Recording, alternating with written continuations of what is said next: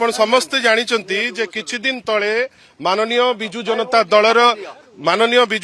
दलर सभापति महोदय श्री नवीन पट्टनायक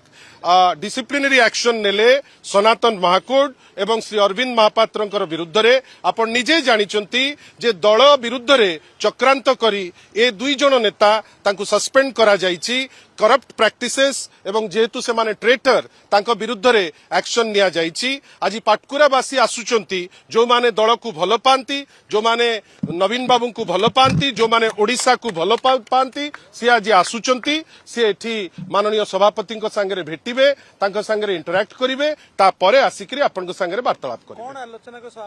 सभापति को आसीचंती सी तांकर भावावेग तांको संगे टिके चर्चा करी से जिनिस नेबे गोटे से तांको संगे आसीबे आसुचंती गोटे तांको संगे किछि समय बितेबे पाटकुरा विषय रे कथार्ता हेबे केमती से माने चक्रांतर शिकार होउतिले से विषय रे चर्चा करिवे केमिति माननीय श्री नवीन पट्टनायक ठीक समय रे ठीक निष्पत्ति नैचंती से विषय रे मध्य चर्चा करिवे।